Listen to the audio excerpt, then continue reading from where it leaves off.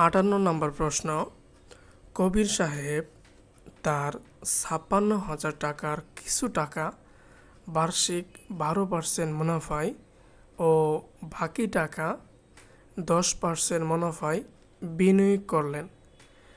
এক বছর পর তিনি মোট 6,400 টাকা মুনাফা পেলেন, সুদ পেলেন। তিনি 12% মুনাফায় কত টাকা বিনিয়োগ করেছিলেন? আচ্ছা, এখন আমরা দেখতে পারতেছি যে মোট টাকা হচ্ছে 56,000 টাকা। এখন দুইভাবে, একটা হচ্ছে 12% মুনাফায় আর একটা হচ্ছে 10% মুনাফায়। 12% মুনাফায় অর্থ হচ্ছে তাকে 100 টাকায় 12 টাকা মুনাফা দিবে, আর 10% হচ্ছে তাকে 100 টাকায় 10 টাকা মুনাফা দিবে।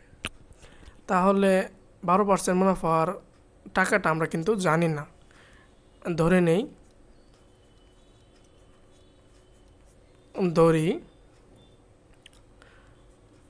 12% মুনাফায়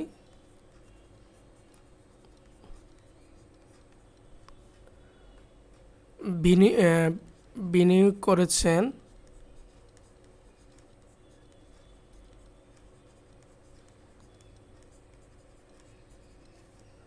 ইকুয়াল X টাকা।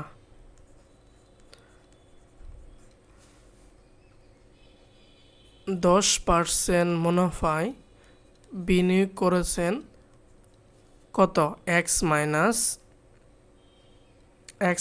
না, এটা হবে 56,000 মাইনাস X টাকা। টোটাল টাকা থেকে X বাদ দিলে আমরা পাবো হচ্ছে 10% মুনাফায় বিনিয়োগকৃত টাকা।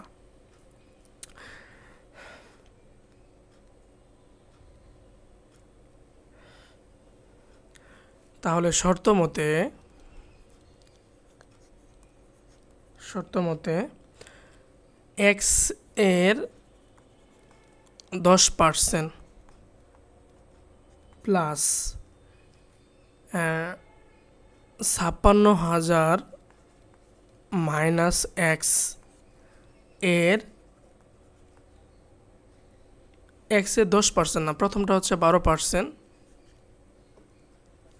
এবং 56,000 মাইনাস X এর 10% যে বিনিয়োগকৃত টাকা এর মুনাফা দিছে হচ্ছে 6,400 টাকা। ঠিক আছে, বা 12 into X divided by 100 plus 10 into 56,000 minus X divided by 100 equal হচ্ছে 6,400। আশা করি এই পর্যন্ত ক্লিয়ার।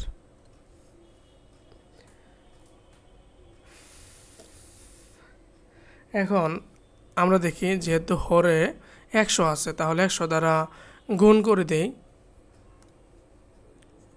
বা 100 দ্বারা গুণ করলে হবে 12X plus 10 into 56,000 minus X equal 6,400।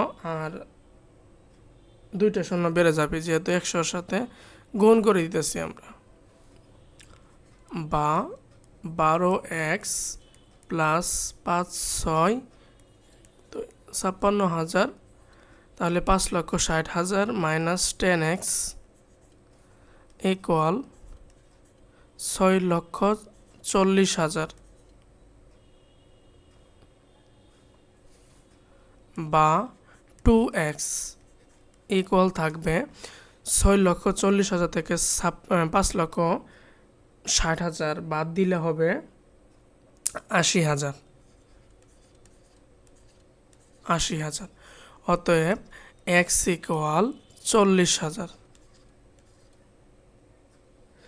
তাহলে তিনি 12% মুনাফায় 40,000 টাকা বিনিয়োগ করেছেন। অতএব 12% মুনাফায়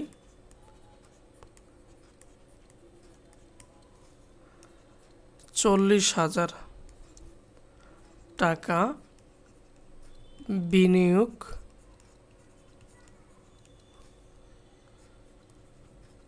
করেছেন? অ্যান্সার।